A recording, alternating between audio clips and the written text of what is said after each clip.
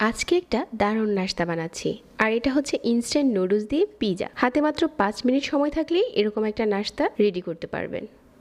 এর জন্য আগে থেকে সসপ্যানে 2 কাপের মতো পানি ফুটিয়ে নিয়েছি, আর ফুটানো পানির উপরে নুডলসটা দিয়ে সিদ্ধ করে নিচ্ছি 2 মিনিট।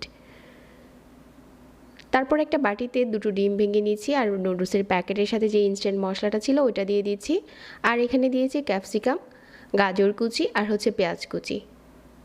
এগুলো ভালো করে মিশিয়ে নেওয়ার পর এখানে কাঁচামরিচ দিয়ে দিচ্ছি কুচি করে নেওয়া 2টার মতো। তারপর এখানে দিয়ে দিচ্ছি আগে থেকে যে নুডলসটা সিদ্ধ করে স্ট্রেনারে পানি ঝরিয়ে নিয়েছিলাম ওইটা। এখন এই ডিমের মিশ্রণের সাথে নুডলসটা খুব ভালো করে মিশিয়ে নিচ্ছি।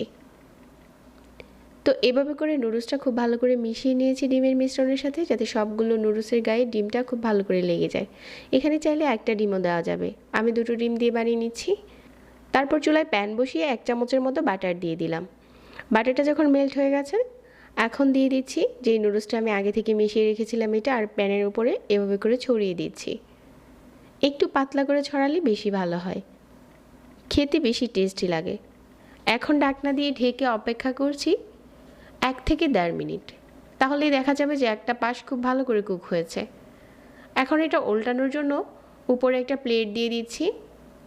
এটা আপনি হাতে উল্টাতে গেলে খুলে যাবে, তো এভাবে করে প্লেটের সাহায্যে উল্টে নেবেন।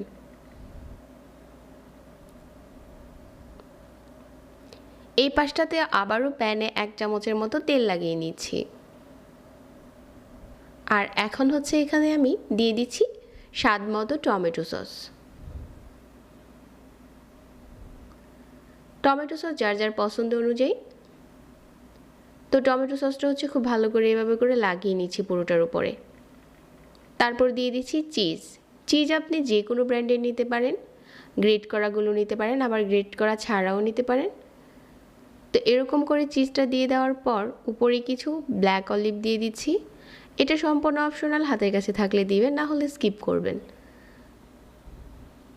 এখন দিয়ে দিচ্ছি 1/4 চা চামচ চিলি ফ্লেক্স আর 1/4 চা চামচ অরিগানো। উপরটাতে এভাবে করে ছড়িয়ে দিয়ে ঢাকনা দিয়ে ঢেকে 1 মিনিট অপেক্ষা করছি। আর 1 মিনিট পর দেখা যাচ্ছে যে চিজটা খুব ভালো করে মেল্ট হয়েছে। এখন আমাদের নুডলস পিজা রেডি। প্লেটে ঢেলে পরিবেশন করার পালা। এটা নাস্তার জন্য খুব দারুণ একটা রেসিপি, চাইলে বাচ্চাদের টিফিনেও দেওয়া যাবে। সহজ রেসিপিতে শেয়ার করেছি। আশা করছি এরকম নিত্য নতুন রেসিপি পেতে পেজের সাথেই থাকবেন। আর রেসিপি ভালো লাগলে পেজ ফলো করতে ভুলবেন না, সেই সাথে আমাদের চ্যানেলটা সাবস্ক্রাইব করে রাখবেন। সবাই অনেক ভালো থাকবেন। আজকে এখানে বিদায় নিচ্ছি। আল্লাহ হাফেজ।